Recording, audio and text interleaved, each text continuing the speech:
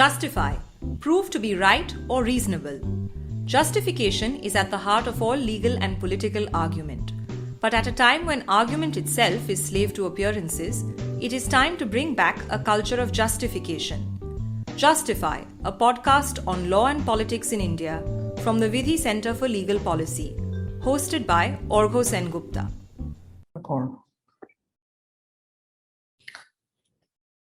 State elections have always been scrappy battles in India, usually pitting a commanding regional party against a more well-organized and older national party. It's now established wisdom that people vote very differently for their chief minister than they would for the prime minister. But is it personality alone that drives elections, apart from, of course, the traditional cocktail of caste and clan? What about the key development and social issues in the state that matter? And surely for a democracy where governments are voted in to pass laws that would make lives of citizens easier, surely the lawmaking record of state governments should also matter, maybe a little bit. In season 3 of Justify, coterminous with elections in several major states in India, we look into the lawmaking record of state governments and drill down to one law or implementation of a law, which is a bellwether issue for the state. This is, of course, in addition to our regular programming, where we talk about the most contested law and policy issues in India at the moment. Today, we turn to Goa. In the imagination of most Indians, a tropical paradise. But in the image of Goans themselves, perhaps a more contested place called home. The 7th Goa Vidhan Sabha functioned from 14th March 2017. It's just getting over now. And it was led by the BJP, first by its most prominent Goan face, Manohar Parrikar, as chief minister, and then after his untimely demise, by Pramod Sawant. It was a narrowly cobbled together majority, as most majorities in Goa tend to be. 21 acts were passed by the legislature in this time, including major amendment acts. Notable amongst these were the Goa Private Universities Act that provides easier registration to private universities in the state, the Goa Clinical Establishments Registration Act that regulates hospitals, and the Goa Mopa Airport Development Authority Act, which for several of us who visit Goa regularly will be a lifesaver if we want to go to North Goa. But if there is one act that has been very contested and critical to people's lives, even though it's kind of flown under the radar, that's the Goa Mineral Development Corporation Act 2021, which has established a new public sector unit, the Goa Mineral Development Corporation, to restart mining in Goa, which has remained halted by several decisions of the Supreme Court owing to large-scale illegalities in mining in Goa. Why is this act so significant? And how has mining affected the fabric of society in Goa? And will it have a major impact on the elections? To dive deep into mining in Goa, we are in discussion today with Claude Alvares, the executive director of the Goa Foundation, an environment action group that has been involved in activism on environmental issues in India and led the charge against illegal mining in the state. Welcome, Claude. Let me start by asking you a question on your journey. Your journey in the Supreme Court started in 2012. It's almost been a decade since you filed that PIL based on the MB Shah Committee report on illegal mining. Your journey in the High Court has been much older, about 2 decades. How has this journey been, and do you think that it has been able to make impact in stopping illegal mining in the state? Well, that needs to be corrected. It's not 10 years. We began in 1992 before the High Court. Right. And we were before the High Court for 20 years. And it's only after that, because we couldn't get any redress in the High Court, that when we got the opportunity, which arrived with the Justice Shah Commission's report on illegal mining in Goa, that's when we found that this was the occasion to strike. And we moved to the Supreme Court directly, because after all, the commission was headed by a former Supreme Court justice. And we did something very unusual after that. After filing that petition, we went back to the High Court and withdrew 18 of our petitions, which were pending from 1992 at different times before the High Court for relief. And when the High Court was very upset, saying, why are you withdrawing these petitions? We said we came before you, we've been before you for several decades, but you have not granted us relief. Now the Supreme Court has granted a stay of mining in the state of Goa, and so we've got the relief, and therefore we are withdrawing all these petitions. And we spent a good deal of time over the next 2-3 months after that withdrawing all those petitions. So it's been a long battle to try and get environment norms enforced in the state of Goa as far as the mining industry is concerned, because it's been a sacred cow in a certain sense, and nobody wants to touch mining in that sense. And most High Court judges were very reluctant to interfere with the mining sector for some reason or the other, which we could never fathom. So tell us your experience in the Supreme Court. Of course, you got several favorable orders, but there always seemed to be a legislative follow-up that seemed to delay the implementation of some of those orders. So how has that experience in the Supreme Court over the last 10 years, particularly the victories where the Supreme Court put a halt to all mining in Goa? How do you see that order? Well, it's been an upward movement there also, because we first got an order from the Supreme Court that was in 2014, 21st of April, which based on our first petition, which was filed in 2012 in the wake of the Justice Shah Commission report. In that first judgment, the Supreme Court declared all mining activity from 2007 till 2012 as illegal. That means it had been carried out without the benefit of a valid mining lease. As a result of that, we have now moved the court for recovery of 65,000 crores related to the 5 years period declared illegal by the Supreme Court. But you know that shortly thereafter, within the year, as a matter of fact, the central government amended the Mines and Minerals Development Act in January 2015, and one of the good things it did in that legislation was to abolish the free grant of leases and substitute that with auctioning of all leases in future. Now that is a sort of a significant achievement, but what they tried to do by that same amendment was, in a certain sense, try and grant certain permissions to the mining industry, to particularly those who were mining and who were indicted for illegal mining. They tried to give them some sort of quasi-approvals for continuing mining, say, till 2020 or 2030. And some of the mining leases claim that the amendments actually entitle them to extend their lease up to 2037, as far as the state of Goa is. Exactly. As a matter of fact, they actually claimed in the Supreme Court, Vedanta claimed in the Supreme Court, that Justice Lokur's second judgment cancelling the grant of second renewals in Goa would actually operate only from 2037. That's right. And that Vedanta case, I believe, is still pending in the Supreme Court. No, that's been dismissed. That's been dismissed. That one has been dismissed, but I feel there's some other case I was told that is still pending. But you're absolutely right that when the second renewal was struck down by Justice Lokur and Justice Deepak Gupta, and that brought a halt to all mining in Goa at that point of time. And since then, all political parties have been on one voice saying that they want to restart mining because there is a significant employment generator.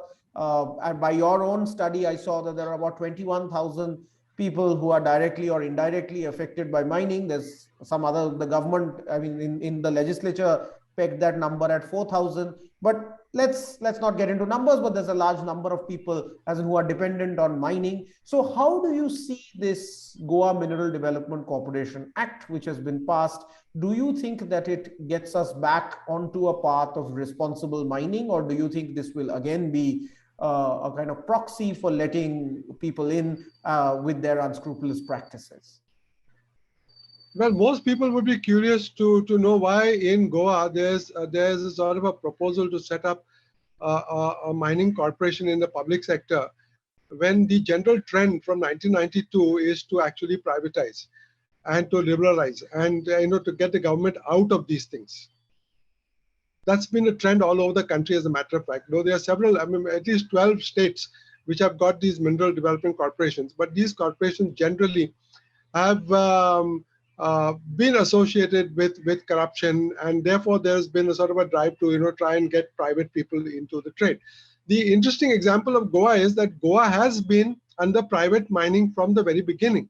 And the corruption in the private mining industry was far greater than what you would get in a public sector corporation led sort of initiative. So it's the lesser devil. It's the lesser devil.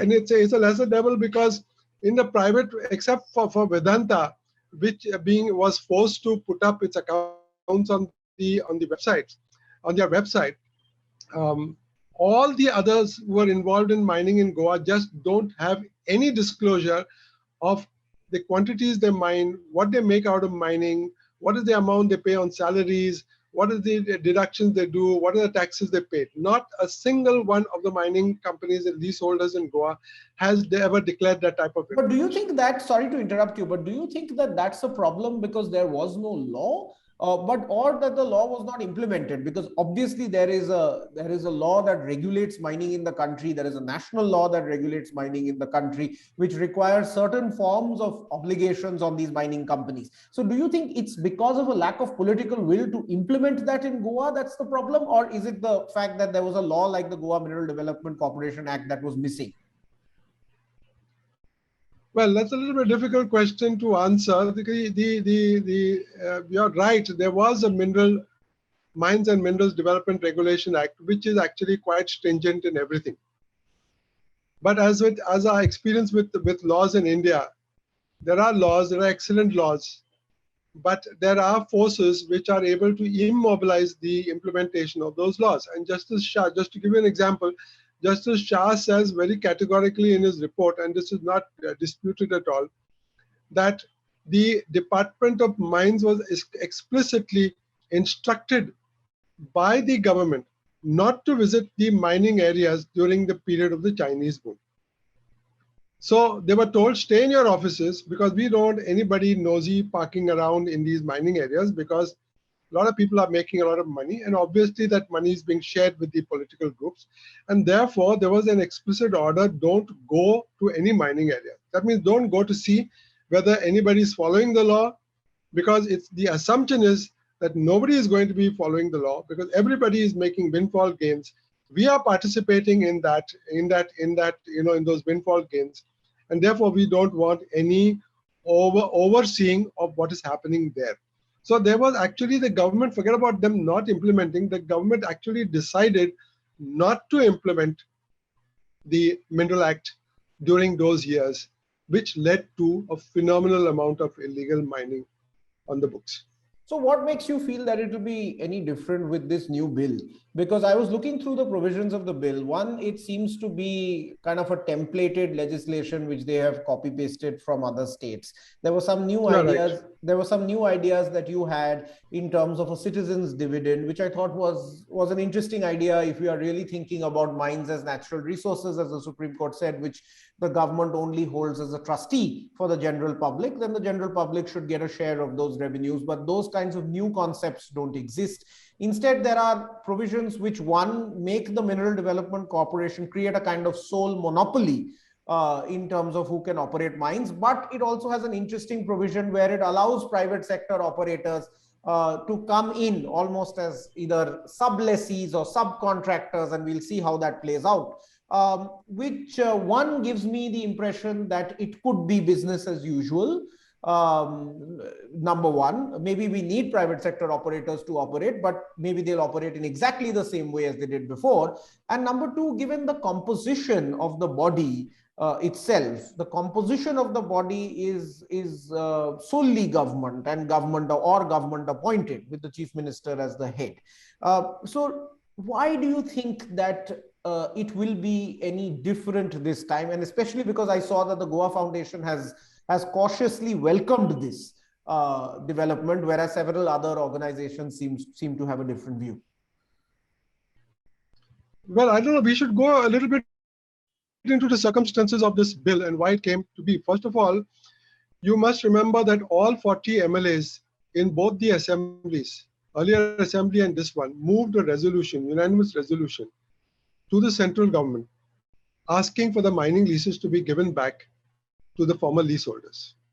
So there is a consensus among all the elected legislators that the private mining industry should still be allowed predominant sway in the business of mining in the state of Goa.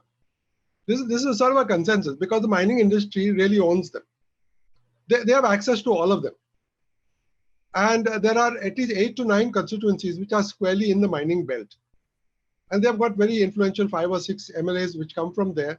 And those 5 or 6 MLAs, whoever they are, invariably make a lot of money from mining. And you can see their records which they have filed for the election purposes.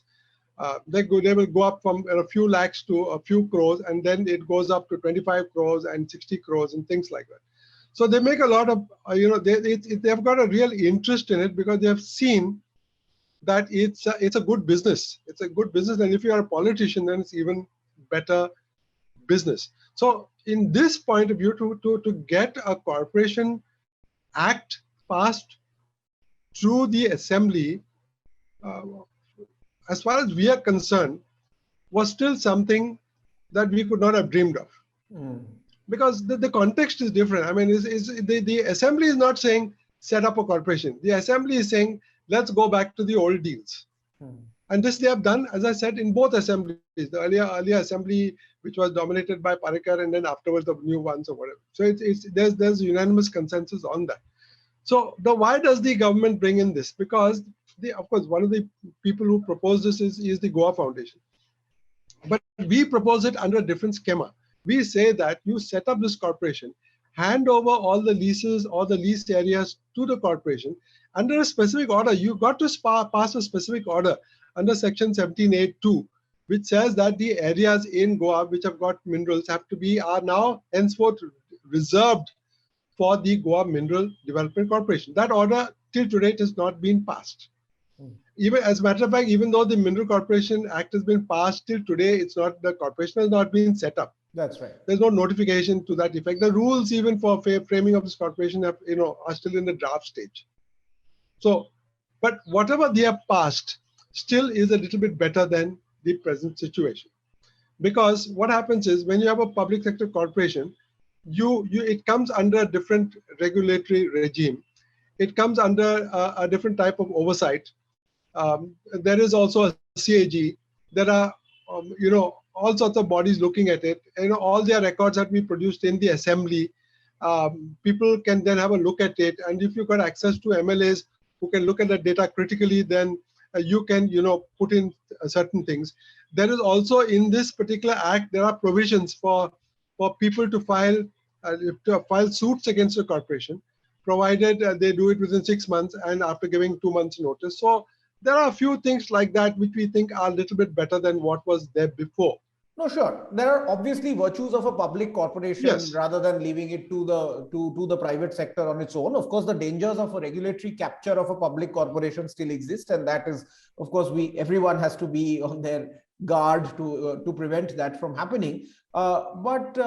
But help me explain one thing. The fact is that if we look at the records, as in mining happens in Goa, as you rightly said, in some parts of South Goa and 1 or 2 small parts of North Goa, if I'm not mistaken.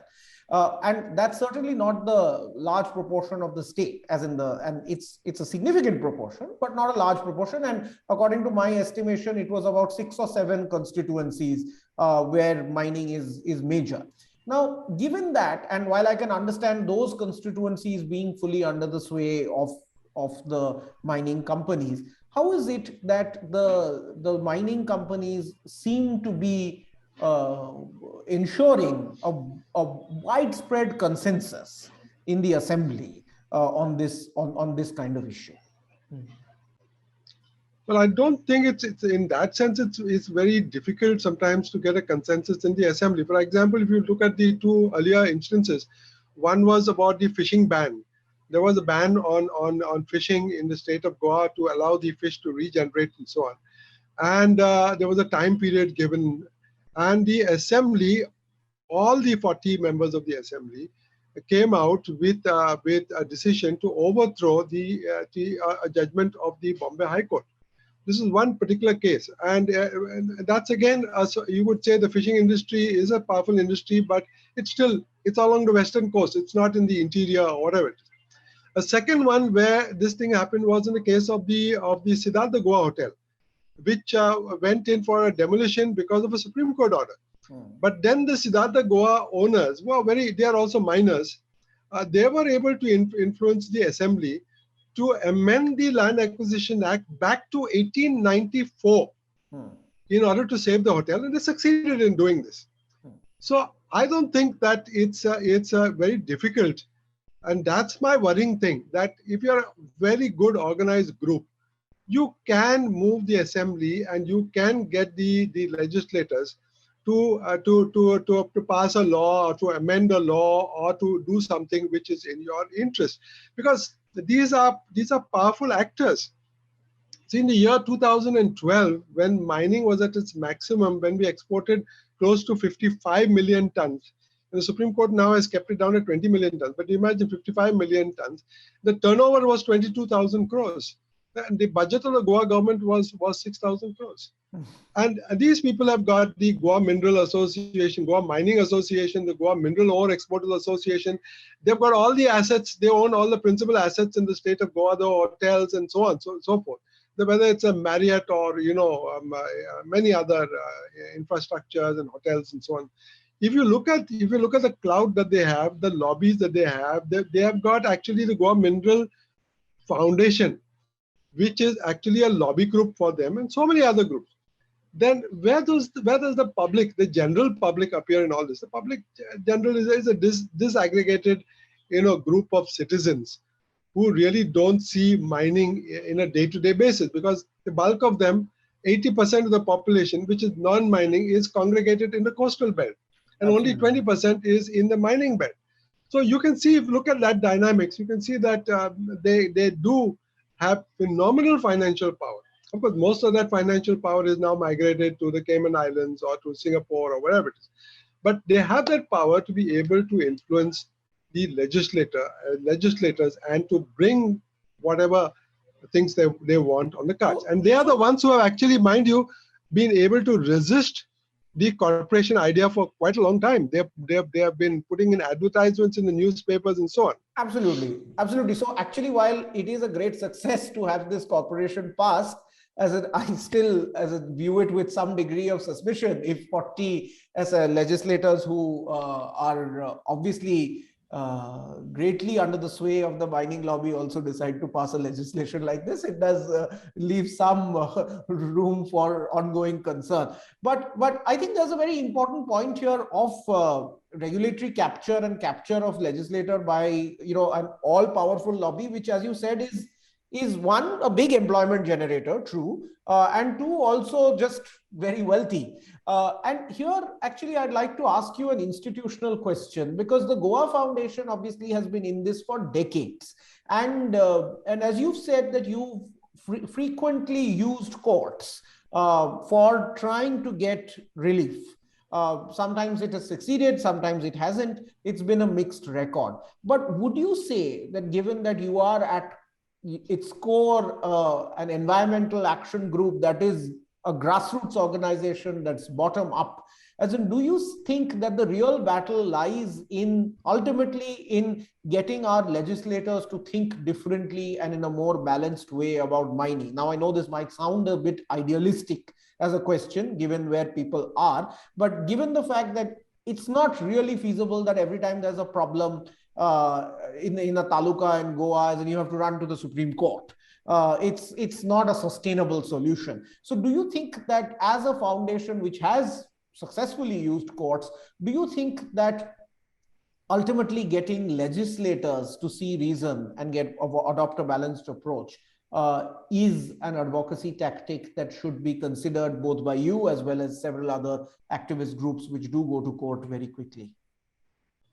No, that's the obvious way to move forward. When you said we use the courts, we don't use the courts, we approach the courts. But basically, we don't have that expertise of approaching legislators. because it is assumed that the legislators and the executive have failed, and therefore we have gone to the courts. But what you are saying is extremely important, because the change doesn't have to come at the state government level. It has to actually come at the central government level. It is the MMDR Act is an inheritance from the old colonial way of looking at minerals all over the world. And in some places things have changed, like in Norway and many other places where sovereign funds have come up and so on, where people have realized that what you get from wealth, what we call the common wealth, that is what you call minerals, which are owned by everybody, all the people. Technically, the citizens of the state own those minerals. And therefore, if they do own the minerals, then how come do you have an act like the MMDR Act, which is completely contrary? If you really accept that minerals are the patrimony, just like forests and beaches and the water and the air, all these are a patrimony. They're part of the common heritage of mankind or of the people of this country. And therefore, the concept of trustees and looking after it in that particular way, then how do you have these type of legislation? And isn't it time that we change this? And that's what we are trying to look at, whether there is a possibility of trying to amend or to transform the MMDR Act into a different type of a legislation which reflects what is there in the National Mineral Policy of 2018, which very clearly states that minerals are a shared inheritance and there should be zero loss. Because if I have 10 tolas of gold and I sell it, I'm not going to settle for 5% of the sale value of the gold. I want 99.9%, and this is what happens in general. So why doesn't that apply to minerals as well? Why doesn't it apply to bauxite, and why doesn't it apply to minerals like iron ore and petroleum and coal? All these are owned by the people of a particular state. They are not owned by the union. Iron ore, for example, as per the MMDR Act, is owned by the people of Goa. So if somebody is going to benefit from the sale of the ore, it must be the people of Goa. It cannot be a few individuals. And the Act does not guarantee that today. Only a corporation can do so. And as you said in the very beginning, that's the most disappointing part of the Goa Mineral Development Corporation Act, that it only deals with the business of mining. It doesn't deal with the business of mining of a resource that is owned by the people of the state. And therefore, the whole exercise of who will benefit from this, what will happen to the resource that is generated from the sale of the minerals, that's not dealt with in the Act at all. It's just a normal corporation. I make some money. The government can plunder the corporation whenever it wants for budgetary purposes or whatever it is. And whatever little income is there and all, that's good for the state, but nothing beyond.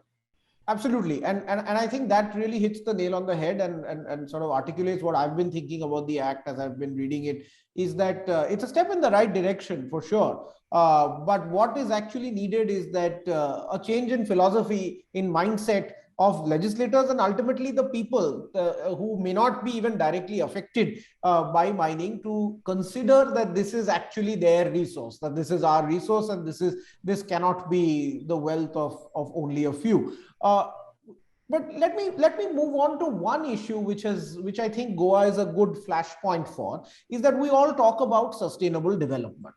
And sustainable development, I think mining in Goa is actually a very good test case for what sustainable development means in practice. Because on the one hand, as I said a little earlier in the conversation, there are numbers in terms of 4,000 people who are involved in mining. The Goa Foundation said that there are 21,873 people, direct and indirect, who are involved in mining. And the Indian Institute of Technology, Indian School of Mines, which was funded by a study that was funded by the Goa Mineral Ore Export Association, said 250,000 livelihoods are dependent on mining. Whatever the number is, it's a large number of people who are dependent on mining in one way or the other, directly those who are mining, as well as truckers and transporters, logistics, and so on and so forth, the economy around it.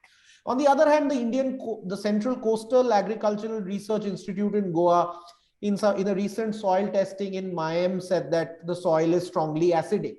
And farmers based in Mayam have said that though they were asked to double the use of fertilizer, the output still does not exceed 40%. And there are, as I was reading stories in Monga Bay, in Korem village in South Goa, there are about 2,000 families whose farms have been destroyed by illegal mines. And every farmer you speak to is particularly paddy cultivators are talking about how mining has really destroyed the fertility of the soil. So on the one hand, you obviously have mining, which is an employment generator, which has now stopped. And on the other, as in you have mining, which is destroying the soil. And obviously we need to find a balance. So in your view, where does this balance lie, and how do we try and ensure that mining is carried out in a way that maintains the environmental sanctity of Goa, which all of us in various parts of the country find the most beautiful state in the country, while also ensuring that it does not only remain a tourist paradise, but is also a place that farmers and people can call home. So how can people generate employment out of this tropical paradise? Where does this balance lie? Well, actually, mining destroyed a lot of employment. All the farmers and their fields and all those people who lived in mining areas, they had livelihoods before mining came in there in a big way. But surely it created some new livelihoods as well, right? It does. But I'm saying it created livelihoods in terms of truck drivers and people who own garage mechanics, people who run restaurants, repair units and things like that. And these are dependent jobs. They are not, self-sufficient jobs in the sense that people, when they do farming, they are in a certain sense autonomous individuals. They are independent in many ways. They are also independent in the way they think and so on. But once they get into a dependency situation, then it becomes a problem even for the state. Well, it's not the problem generally with the farming community, which is generally, independent in many ways. So the quality of employment did change. And one of the things that is not really highlighted is the amount of work that was generated by mining, which really went to people who are not people of the state at all. For example, the entire trucking industry was, in the end, the drivers all came from Uttarakhand or Chhattisgarh or wherever it is. And all the management, the top management in the mining industry, whether the mines managers and so on, if you take any mining industry today and you look at their sheets, always the managers, the senior managers or whatever it is, all came from outside the state. They were from Andhra Pradesh or from Tamil Nadu or from some other state. So if you look at it, who did benefit really, people don't look very carefully at those things. You find that bulk of the income generated by mining, I'm looking at the opportunity, the opportunities given, economic opportunities given by mining, went to categories of people who are really not even from Goa. Because the Goans themselves were not really enamored of these type of jobs. I mean, they don't want to work in polluting jobs. They don't want to really be truck drivers. They don't want to work in a mining pit and so on. And it's difficult work, and the Goans are not accustomed to that type of thing because they were not abjectly poor people compared to many other people in other states. I mean, they had their land, they had their houses, they had viable income, and they had ways and means. They had cashew, they had the cashew liquor, they had all sorts of other things which they have created for so many years. So if you break down that, you will find that the actual nitty-gritty of people who really suffered were those who own the assets. Now, the people who own the assets are the truck drivers. For example, the owners of all the trucks were Goans. They were assisted by companies saying that you can go to the bank and we will guarantee to the bank that okay, you can give him a truck because we will give him a job and so on. So the mining industry very cleverly transferred all their obligations for maintaining those trucks to a whole set of new owners. So what happens is the mining industry is closed, the miner does not suffer, but the people who have invested in those trucks suffer. And if you look at the amount spent in the mining industry, we calculated that. If you go by the environment clearances where you are supposed to disclose what you have spent for investing in that particular mining lease, all the mining leaseholders spent about 620 crores together for the mining industry in Goa, 620 crores. When you calculated the ownership, the amount paid by the truck owners, that came to 1,400 crores. And you put the barge owners, that came to another 800 crores. That's So the very bulk of the revealing. mining was actually 80 to 85% was spent by people from the state of Goa. When mining was stopped, they suffered because their assets nobody came to defend. Mine owners said, we have made enough money. One mine owner says, we have made enough money for 55 generations. And they transferred all that money to offshore accounts. And that's all come in the Panama Papers and so on. So, and finally, when it came to resumption of mining, the mine owners had a very successful campaign to say, employment, employment, employment is the need of the hour, and therefore we should restart mining, where thousands of people are unemployed in state of Goa. But they did not disclose the actual picture, which was who were the people displaced. All the truck owners uh, were suffering, but the truck drivers just left this day mining stopped and went back to Jharkhand or to wherever, whichever state they came from, because they were all contract So labor. you're essentially saying that this is not a sustainable development issue for Goans, because the fact is that the employment, the benefits that accrued from mining were minimal in comparison to the environmental damage that it caused. Yes, yes. I mean, even now the Supreme Court has looked at it very carefully, and the Supreme Court said that you want to do some damage, we cannot stop damage because that is the law. You have to do mining. Mining is going to damage the environment, but we can put a cap on it.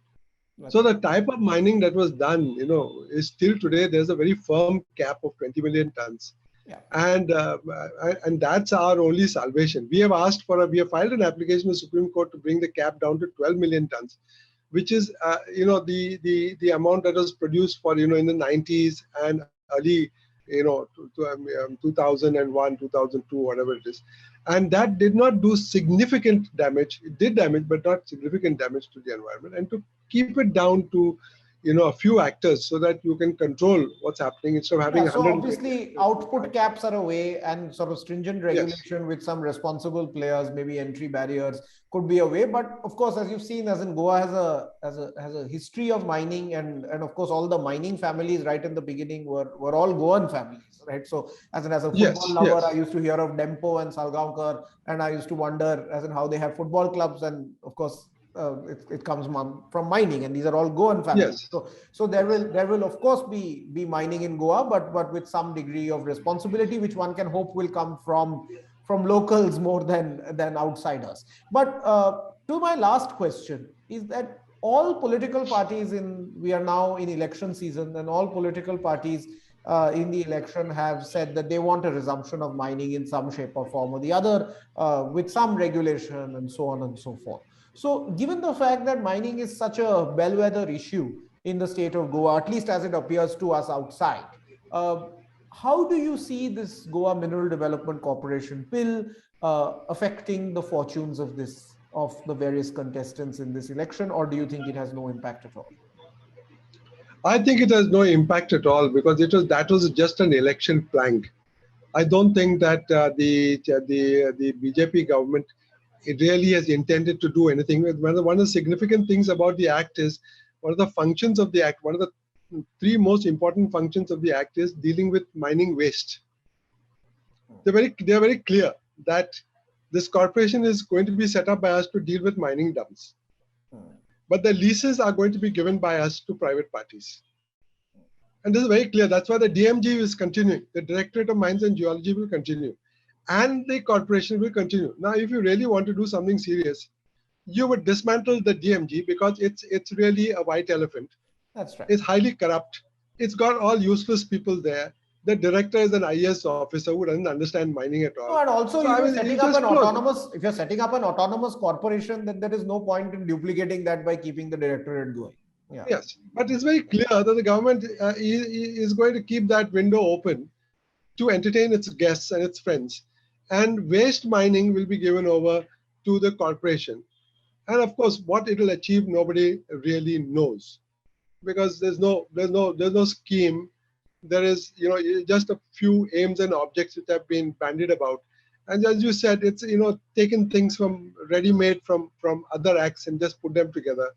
And it's not supposed to have any impact on the elections. As a matter of fact, the mining promises made by all the political parties are not expected to have any impact on the political. I think the BJP is a classic example. They were in power for all these years. they have got also the central government under their control. And if they are not able to restart mining in Goa legally, it means there is a problem. If they are not able to do it, there's not going to be any chance that the Congress is going to be able to do it, because the Congress is still going to face a BJP government in Delhi. And the last problem occurred in 2012 because of differing governments. The BJP government suspended mining in Goa. The central government, which was under the Congress, suspended all the ECs. Now, once the environment clearances are suspended, the state government cannot do anything.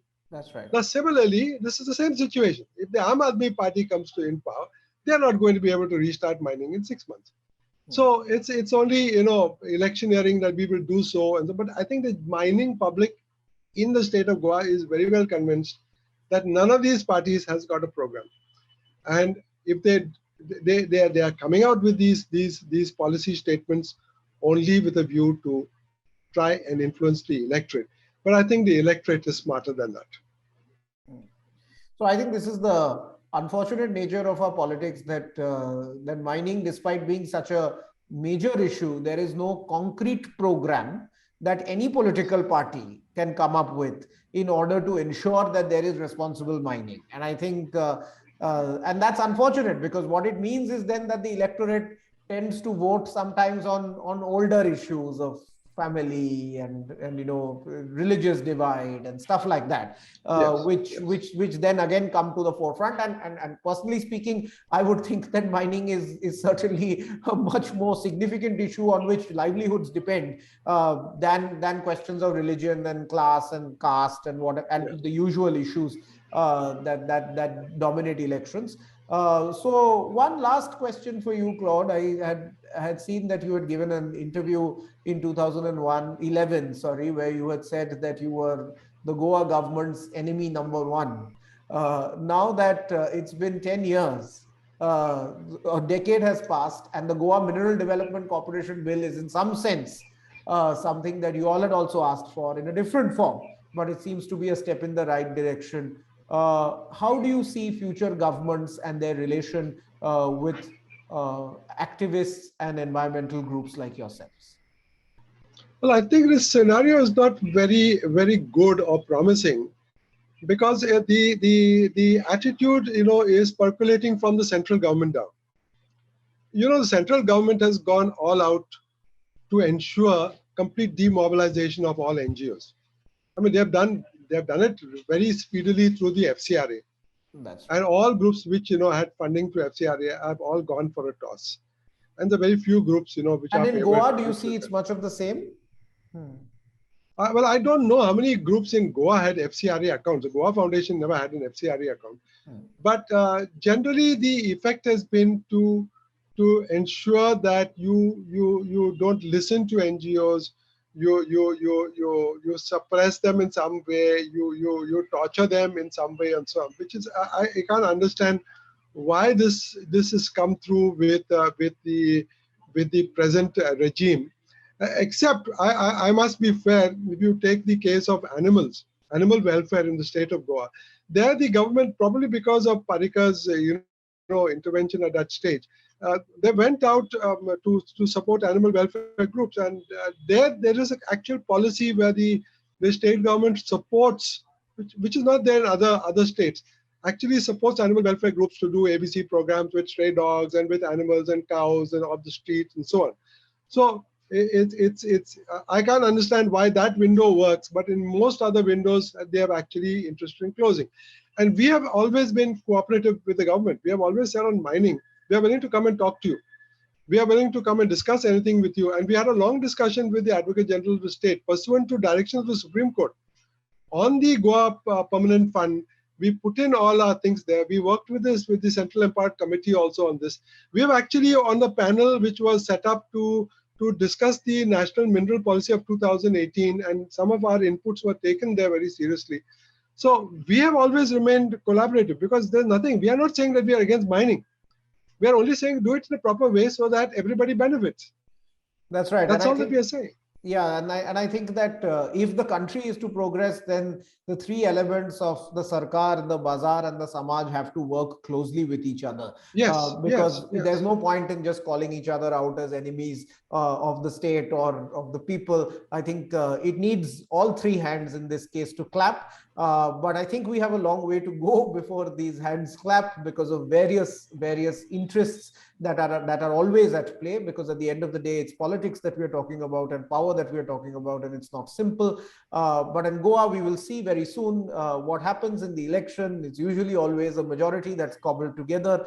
But as Claude has said, mining is a very important issue. But perhaps in this election, like every other, despite being so important, it is not a significant issue to determine the fate of political parties, because all of them are on the same page as far as mining is concerned. I think there's a lot of food for thought there in terms of where participatory politics needs to go in India, and what grassroots movements need to do in order to ensure that their message is spread widely and more effectively. And I think the Goa Foundation is a great example of doing that. And I was delighted, Claude, that you could join us today for this really invigorating chat. Let's see what happens in the elections. But thank you very much for joining me today.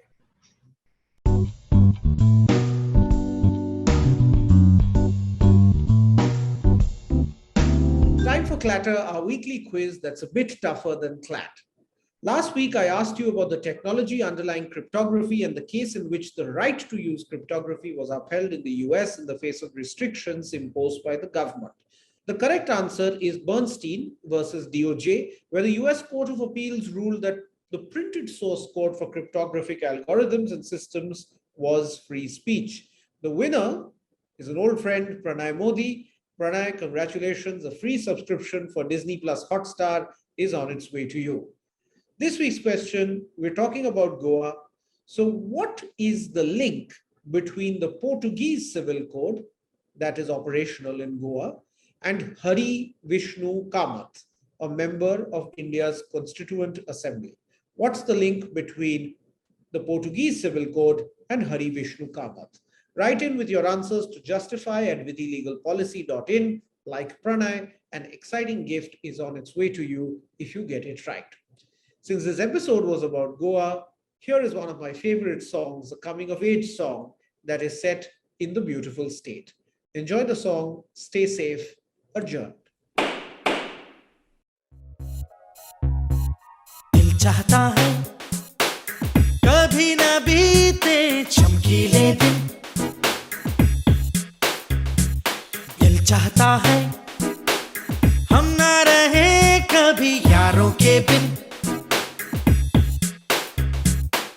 दिन भर हो प्यारी बातें, झूमे शामें गाए रातें, मस्ती में रहे डूबा डूबा हमेशा समा, हमको राहों में यूं ही मिलती रहे खुशियाँ. If you enjoyed listening to this podcast, follow us on Twitter @Vidhi_India for regular updates. We are on SoundCloud and Spotify as Vidhi Center for Legal Policies podcast. You can also listen to us on Google Podcasts or iTunes. Email us at justify@vidhilegalpolicy.in to share your comments and feedback on this episode.